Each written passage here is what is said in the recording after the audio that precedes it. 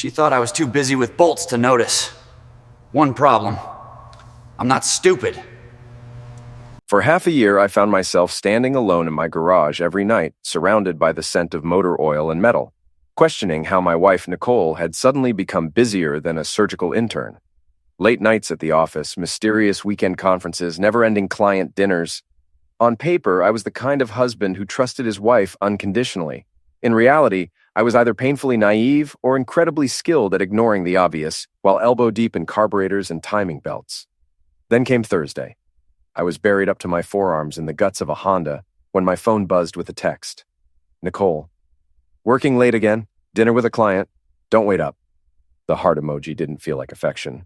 It read more like a smokescreen, a desperate attempt to cover tracks with forced sweetness.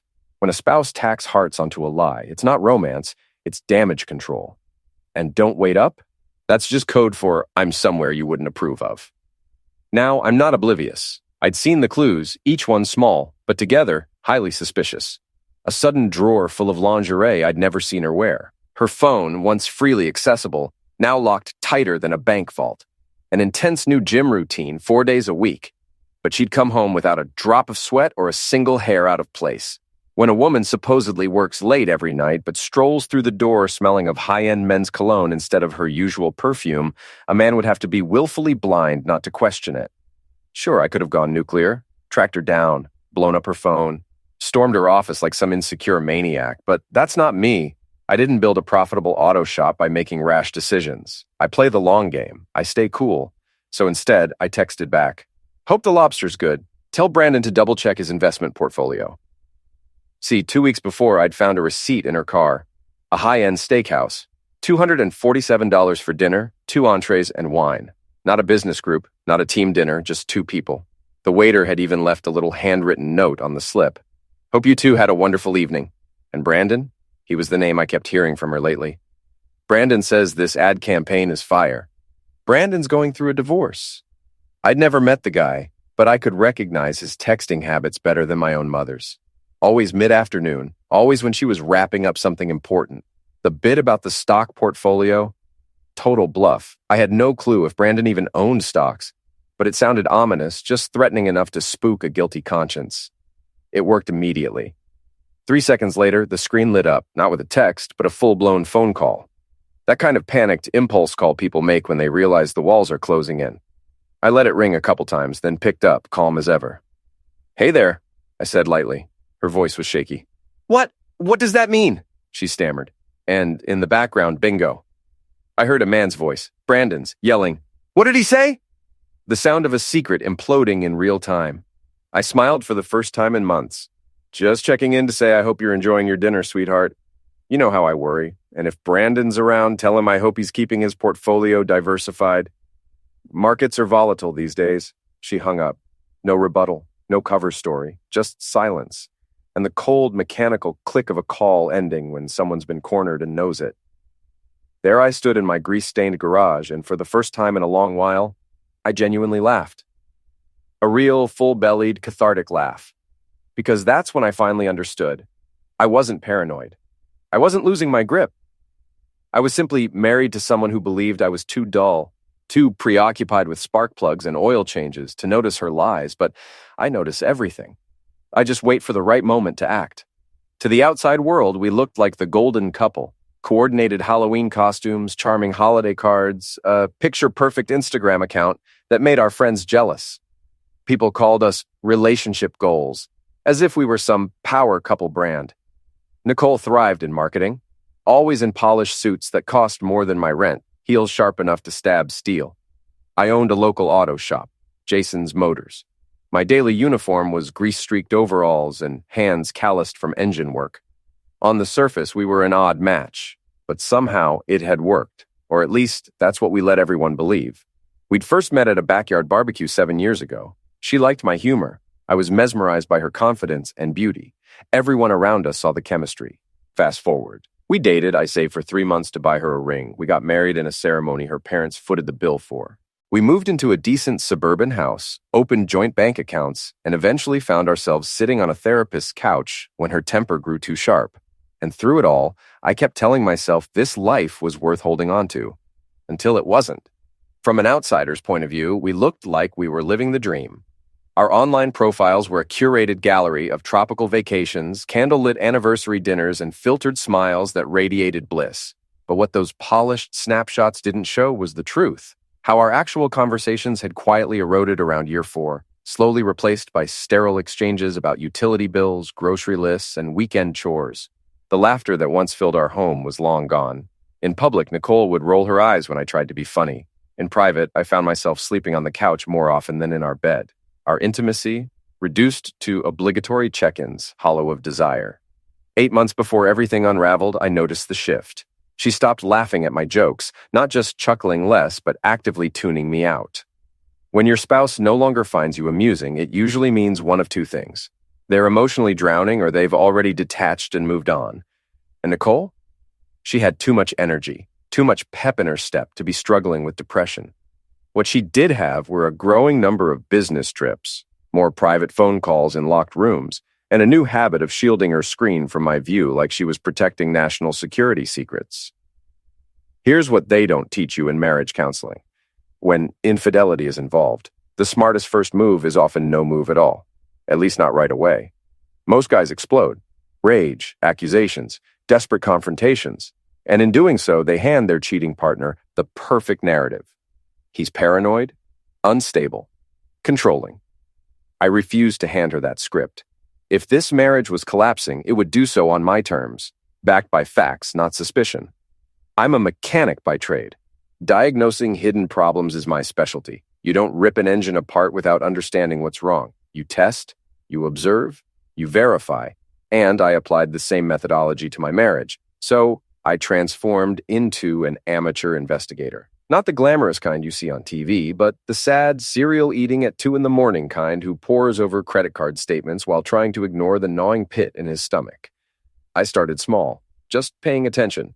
The kinds of things I'd subconsciously ignored for years, because facing them meant admitting something I didn't want to believe, that my marriage was already on life support.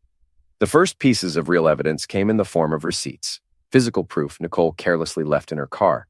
One was from an upscale steakhouse, on a Tuesday no less, the same night she texted that she was staying late for a client call.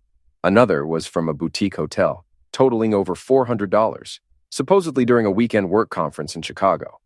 I remember that trip clearly because I had driven her to the airport myself. I watched her breeze through security with her roller bag, all while I played the dutiful husband role to perfection, unaware I was being played in return. The most outrageous receipt? A little blue bag from Tiffany's, $850. I've never spent that kind of money on jewelry for her, not because I didn't want to, but because whenever I suggested something sparkly for her birthday, she always requested practical gifts, new appliances, or home gadgets.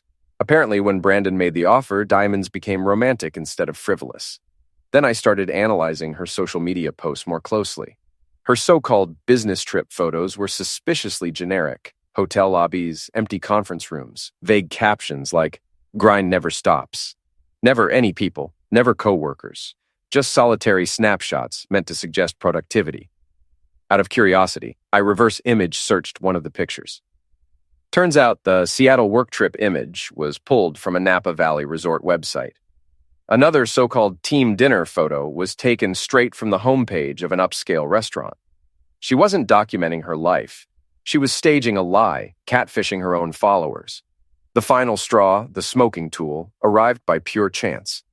Nicole and I shared an iPad, originally set up for syncing grocery lists and managing household bills.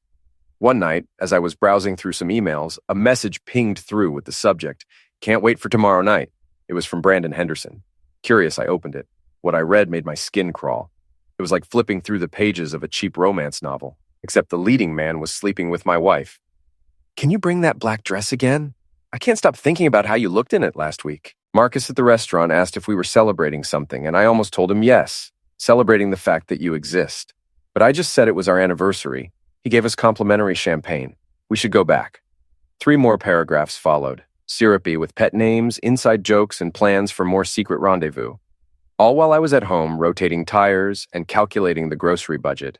I took screenshots of everything, saved them to a private cloud drive she had no access to. I even printed hard copies and stored them in a locked drawer at work, right next to my torque wrenches. I began meticulously organizing everything into a spreadsheet. Dates, locations, transaction amounts, emails, texts, color-coded, green for confirmed deceit, yellow for suspicious behavior, red for undeniable proof of betrayal. By the third week, that spreadsheet looked like a battlefield of betrayal. So many red cells it resembled something out of a crime scene analysis. But still, I said nothing, because timing, like engine timing, is critical. You don't fire until the system is primed for detonation. So I kept playing the role, cooked dinner, asked about her day, smiled through her lies, while calculating exactly how much of our joint savings I could legally reroute before initiating a clean break. So when that Thursday text came through, another working late client dinner, I already knew the truth. I knew where she was, who she was with, and even guessed what she was ordering based on the restaurant receipts I'd collected. That's when I sent the message. Enjoy the lobster. Tell Brandon to review his investment portfolio. And then I waited. I'd been quietly building the fuse, and finally it was time to watch the explosion. Finding Brandon's wife was embarrassingly easy. I typed Brandon Henderson Marketing into Facebook, and boom, there he was. Professionally attractive in that generic way, wearing a polo that probably cost more than my weekly groceries, smiling with too many teeth. His relationship status said, married to Amanda Henderson. I clicked on Amanda's profile and felt bad immediately. Her bio read, coffee cats and cleaning up my husband's messes. HR manager, probably tired. That probably tired part got me. That's humor you develop when life's been beating you down. Her profile picture showed a woman in her mid-30s with dark hair and a ponytail, holding a coffee mug that said, I can't adult today, wearing yoga pants and an oversized sweatshirt. She had kind eyes. She looked like someone living parallel to me in this nightmare, without knowing we were in the same horror movie. I debated whether to message her. Maybe she didn't know, and telling her would blow up her life. But she deserved to know her husband was spending their money on hotel rooms and jewelry for my wife. So I sent, Hi, Amanda. I know this is weird, but I'm married to one of your husband's coworkers, and I think we need to talk. This isn't spam, and I'm not crazy. Can we meet for coffee? Her response came after those 3 dots appeared and disappeared 5 times. Tomorrow, Murphy's Diner on 5th, 10 a.m. Come alone and bring proof. Short, direct, no nonsense. Anyone who leads with bring proof has been lied to enough to develop healthy skepticism. Murphy's Diner looked like it hasn't been updated since 1987. Red vinyl booths with duct tape, a jukebox playing 70s songs, a waitress who'd seen everything. The coffee tasted like it was brewed during the Reagan administration, but it was cheap and they didn't rush you. I brought my tablet loaded with screenshots, receipts, and photos, organized chronologically. Amanda walked in at exactly 10.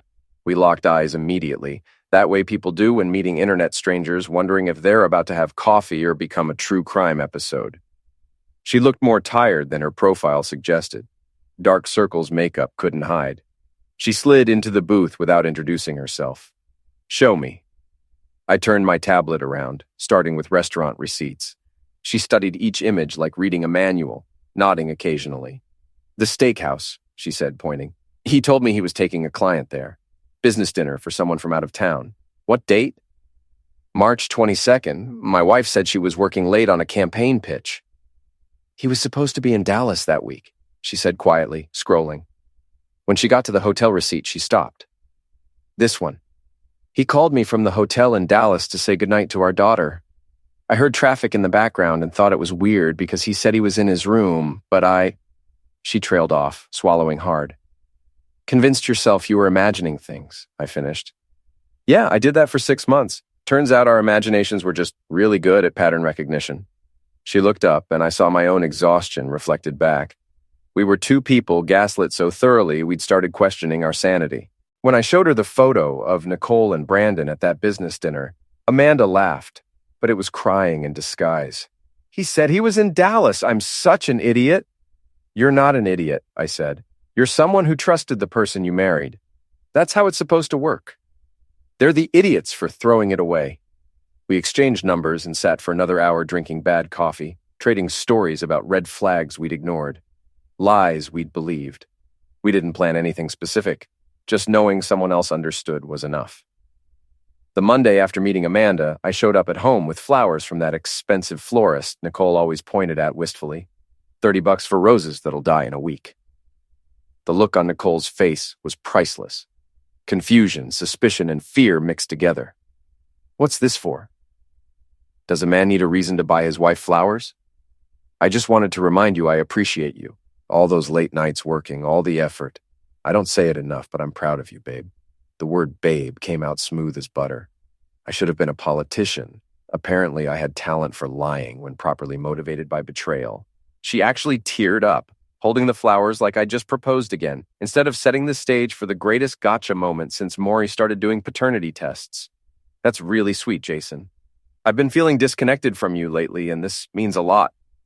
The irony of her saying we'd been disconnected while actively connecting with Brandon in hotel rooms wasn't lost on me, but I just smiled and suggested ordering Thai food.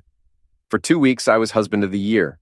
Cooked dinner when she worked late, never asked suspicious questions, complimented her new haircut, even though I'd found a text from Brandon saying he loved her hair longer, pretended to care about her team retreat. Meanwhile, behind the scenes, I executed Operation Financial Independence. I'd consulted with lawyer Jennifer Chun, who took one look at my evidence and said, "Oh, honey," in equal parts sympathy and professional excitement. Documentation is everything in divorce proceedings, and I had enough to wallpaper our bedroom.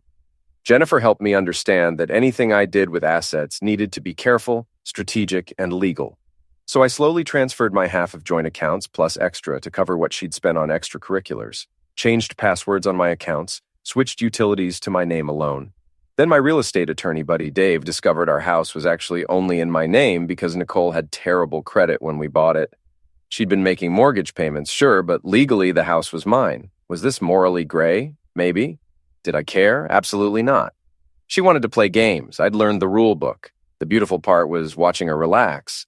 Every compliment, every dinner, every time I kissed her goodnight without asking where she'd really been, she loosened up, believing she was getting away with it. She got comfortable, and comfortable people make mistakes. They get sloppy, schedule romantic getaways on work calendars that sync to shared iPads they forgot about. Which is how I discovered her next business trip. Thursday morning, checking our grocery list on the iPad, a calendar notification popped up. Phoenix Conference, 3 days. Next weekend, Friday through Sunday.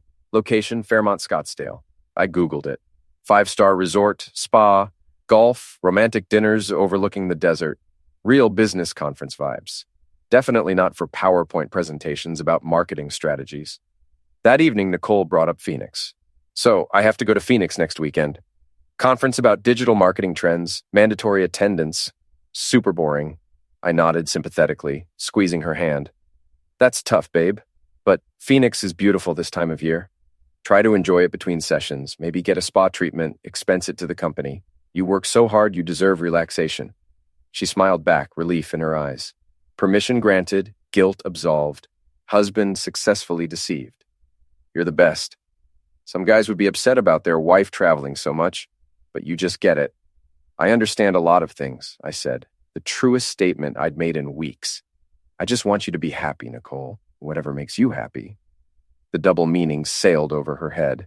After dinner, while she was upstairs packing 5 days early, I booked a flight. Same airline, same flight, same destination, different name on the ticket. I'm listed as Jason Anthony Martinez on my license. Bought the ticket as J.A. Martinez. Friday through Sunday, Phoenix. Booked a Holiday Inn 10 minutes from her resort because I'm practical and the Fairmont would bankrupt me. Rented a car, packed my good camera with the zoom lens that could photograph a license plate across a parking lot. The morning she left, I drove her to the airport, loaded her suitcase, noticed she'd packed the black dress Brandon mentioned in his email, kissed her goodbye at departures. Have fun at your conference. Don't forget to expense the champagne. You've earned it.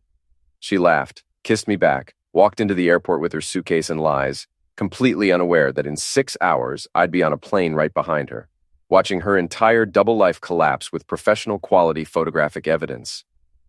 She smiled at me through the airport window, waving before disappearing. That smile was someone who thought they'd won, who believed they were getting away with everything, who had no idea the trap was already set. I smiled back, waved, got in my truck, and drove home to finish packing. Game on. There's something surreal about sitting 4 rows behind your wife on a plane while she's heading to meet her lover. Nicole was in seat 13C, window seat. I'd waited until final boarding, wearing a baseball cap pulled low and sunglasses indoors. I spent 20 minutes pretending to read a Sky Mall magazine while occasionally glancing at Nicole's head 4 rows ahead. She was texting someone, phone glow reflected in the window. I bet my entire tool collection it was Brandon. The guy next to me tried small talk. Business or pleasure? A little bit of both, I said, accurate since catching my wife cheating was giving me dark pleasure. Sales conference, he sighed. Third one this quarter. My wife thinks I'm having an affair with all these trips. I keep telling her, honey, if I was having an affair, I'd pick somewhere more exciting than Phoenix. I nearly choked on my ginger ale. Yeah. People who have affairs in Phoenix probably deserve whatever's coming to them. We landed, and came the awkward shuffle of everyone standing to grab bags. I stayed seated, watched Nicole grab her bag and walk off without looking back. I followed at a distance, keeping 15 people between us. Phoenix Sky Harbor is huge. Lots of crowds to blend into. That's where I saw him. Brandon Henderson in the flesh, standing by baggage claim. Taller than expected from photos, maybe 6'2", gym-fit build. He wore khakis and a button-down with rolled sleeves, and his face lit up when he saw Nicole in a way that made me want to punch him and maybe cry because that's how he used to look at me before everything got cold. She practically ran to him, heels clicking, and he caught her in a hug that lifted her off the ground. They kissed right there, the kind that makes other people look away, the kind I hadn't gotten from her in 2 years. I stood 20 feet away behind a support column taking pictures with my phone. My hands were shaking, trembling like I'd had too much coffee. I took a breath and kept photographing. Wide shots, close-ups, different angles, professional documentation of my marriage ending in Terminal 4.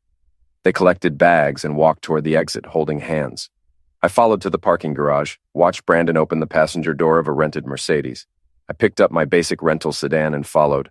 The Fairmont was sprawling and luxurious. Palm trees, fountains, valet parking. I watched from the visitor lot as they checked in, as the bellhop took their bags. I zoomed in with my camera and caught the name on registration, Mr. and Mrs. Harris. Harris. Not even creative, just generic fake married couple name. The audacity was sad and predictable. I took 47 photos, 47 pieces of evidence, each clearer than the last. Brandon and Nicole entering the hotel at check-in, his hand on the small of her back, her leaning into him, the bellhop leading them toward what I'd later learn was the honeymoon suite. I sat in my car for 30 minutes staring at my camera display, scrolling through photos like they'd change if I looked enough times. They didn't change, just stayed there, permanent and undeniable. Then I opened a new text to Amanda Henderson, attached all 47 photos, and hit send. No caption needed. The next morning, I relocated to a cafe called Desert Bloom with better coffee and a clear view of the Fairmont entrance. I sat at a window table, ordered something complicated with oat milk and an extra shot. Around 9, my phone buzzed. Amanda. Just sent him screenshots. He's calling, but I'm not answering. How you holding up? I responded with a thumbs up. I was contemplating more coffee when I saw her. Nicole walking through the Fairmont lobby, visible through glass doors, moving fast with her phone pressed to her ear. Face doing that thing when she's trying very hard not to panic. Her free hand gestured wildly. I watched her pace for 2 minutes, still on the phone, expressions cycling through the 5 stages of oh crap. Then she hung up, stood there looking at her phone like it had betrayed her, and started walking. Not back toward elevators, but toward the exit, toward the cafe, toward me. She walked into Desert Bloom, scanning the cafe with intensity. When her eyes landed on me sitting there with my avocado toast and coffee and baseball cap, she froze. Mouth opened, closed, opened again. Jason, what are you doing here? I took a sip of coffee, slow, savoring both the oat milk and the moment. Oh, just thought I'd try the Lobster. Everyone's been raving about it. Figured I'd come see what all the fuss was about. Her face went through several color changes. Her phone buzzed, loud enough I could hear it. She glanced down and I watched the color drain from her face. Amanda had perfect timing. What did you do? Nicole's voice came out strangled. Jason, what did you do? I grinned. The moment was too perfect. Nothing much, just finally gave you the transparency you always said we needed. That whole communication is key thing from therapy. Turns out you were right. So I communicated with Brandon's wife, shared some photos from my Phoenix vacation, really opened up about my feelings. Very therapeutic, actually. She dropped into the chair across from me, collapsed like her legs stopped working. You followed me here? You've been watching us? That's crazy, Jason. That's stalker behavior. Stalker behavior.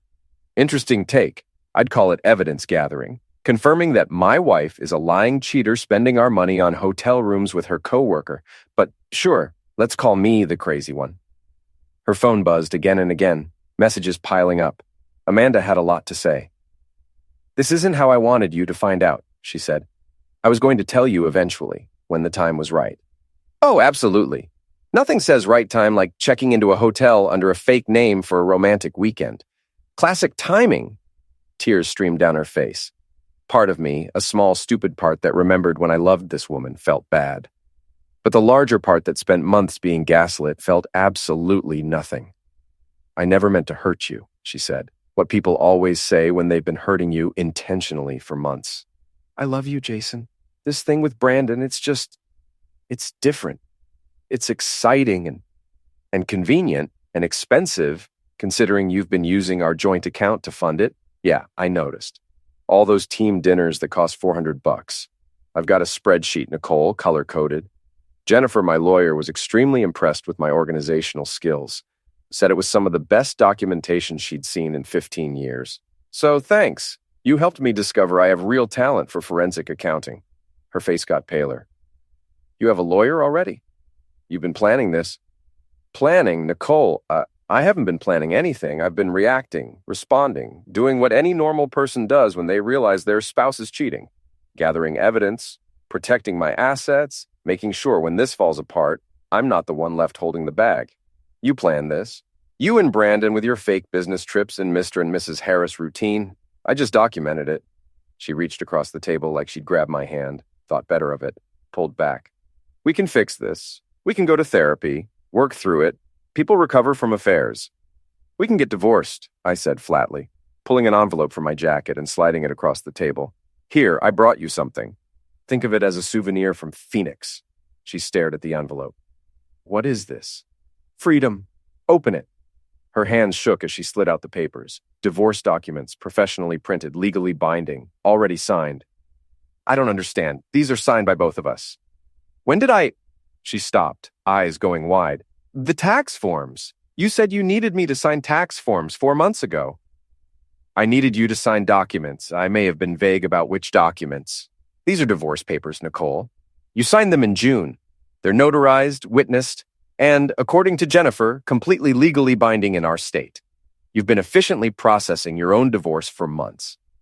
That's not legal, her voice rose. You can't trick someone into signing divorce papers. That's fraud or coercion. Actually, I said, pulling out my phone showing a voice memo dated June 15th. It's completely legal as long as the person signing had mental capacity and did so of their own free will, which you did because I recorded our conversation. You were in a great mood. And you literally said, quote, whatever you need me to sign, babe, just leave it on the counter. Then you signed without reading. Jennifer says that's on you. Always read before you sign, Nicole. Basic adulting. She looked like she'd be sick. You can't do this. The house, the accounts, everything we built together. The house is in my name. Remember when we bought it and your credit was terrible? We put everything in my name. You've been contributing to the mortgage, sure, but legally it's my house. The accounts are split. I moved my half plus what you spent on extracurriculars with Brandon. Your car is yours, my truck is mine, and the only thing we need to divide is furniture, which you can have most of.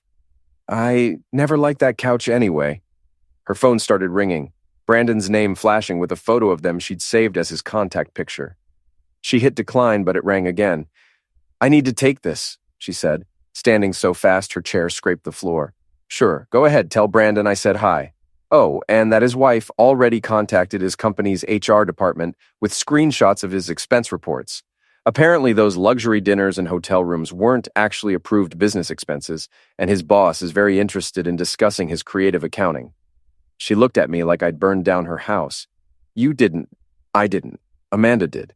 She's surprisingly resourceful when motivated by betrayal. We've been comparing notes. The phone kept ringing. She kept staring at me like I'd transformed into someone she didn't recognize.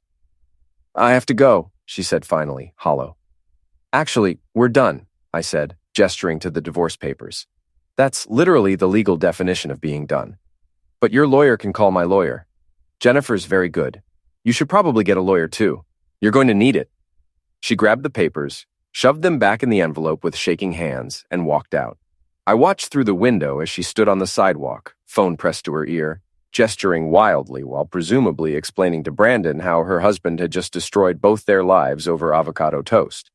I sat there for another 20 minutes, finished breakfast, ordered one more coffee because why not? I'd expected vindication, triumph, maybe joy. What I felt instead was tired, bone-deep exhausted, not sad, not angry, just done, ready to close this chapter and move on.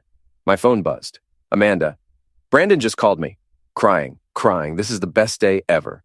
Thank you for existing. I smiled, texted back. Same to you. Coffee next week? Absolutely. First round's on me. I left a generous tip and walked out into the brutally hot Phoenix sun. My flight home was that evening, and I had a business to run, a house to enjoy in peace, and a divorce to finalize. Nicole could have Phoenix, the Fairmont, and Brandon. I was going home. A month later, the house was quiet. Peaceful quiet. Not lonely quiet. Somewhere between changing the locks and realizing I could eat cereal for dinner without judgment, I'd started going to a cafe after work. That's where I met Lucy, a waitress with a crooked smile and laugh that made bad days survivable. She didn't know my story, didn't ask, just poured coffee and said, "You look like a man who needs pancakes." She wasn't wrong. Nicole called once, crying. Brandon dumped her. She was moving into a studio apartment. I told her, "You always wanted something minimalist." We both laughed. Well, I did. Now when people ask what happened to my marriage, I say my wife diversified her portfolio, unfortunately emotionally and physically. Sitting on my porch watching the sunset, I realized revenge doesn't always need fire. Sometimes it just needs Wi-Fi, patience, and a good sense of humor. Sometimes it needs a lawyer named Jennifer and a betrayed spouse named Amanda who becomes your unlikely friend. Sometimes karma doesn't strike like lightning. Sometimes it just quietly changes the locks while you're busy living your best life. And honestly, that's even better.